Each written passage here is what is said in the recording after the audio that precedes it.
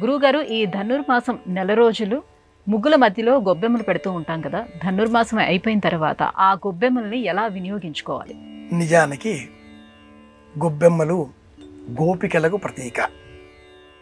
ముగ్గు వేసి ముగ్గు చుట్టూరా 6, 8 ఇలా వారి వారి ఇంటి ఆచారాలకు అనుకూలంగా ఈ గొబ్బెమ్మలను ఉంచి మధ్యలో కాస్త పెద్ద ప్రమాణంలో ఒక గొబ్బెమ్మని భద్రపరిచి అలంకరించి మందారం పువ్వులు లేదా వివిధాలుగా ఉండేటటువంటి పువ్వులు, గుమ్మడి పువ్వు మరింత శ్రేష్టం అలంకరించి చిన్నారి బాలికలు పాటలతో చుట్టూరా తిరుగుతూ ఆనందాన్ని వ్యక్తపరుస్తూ ఉంటారు.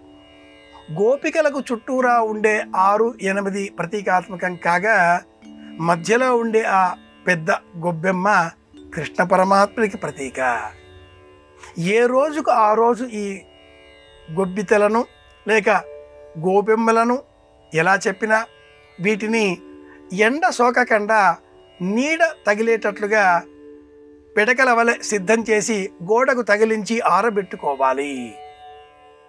సంక్రాంతి వరకు 30 రోజులు ఇలా సేకరించిన ఈ పిడకలతో సంక్రాంతి పండుగ నాడు భోగి మంటలలో అందులో సమర్పించి భోగి మంటలలో వేడిని పెంచుకునే ప్రయత్నం చేయాలి.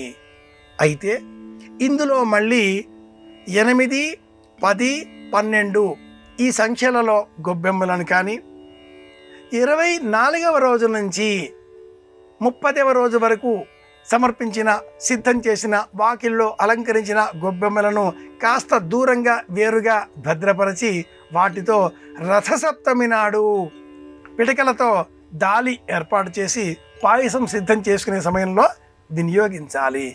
కూడారై ఉత్సవంతో ఆ రోజుతో ఈ గొబ్బెమ్మలను వేరుగా అంతకంటే ముందు ఉన్న వాటిని వేరుగా సిద్ధం చేసుకోవడం కూడా ఒక సంప్రదాయం. తర్వాత ఏం చెయ్యాలి అనే ప్రశ్నకు సమాధానం ఇదే. వాటిని నీడలో ఆరబెట్టి పిడకలుగా సిద్ధం చేసుకొని భోగి మంటల్లో వినియోగించడం, కొన్నింటిని రథసప్తమి నాటి వేడుకలలో దాలిలో వినియోగించడం ఇది సంప్రదాయం.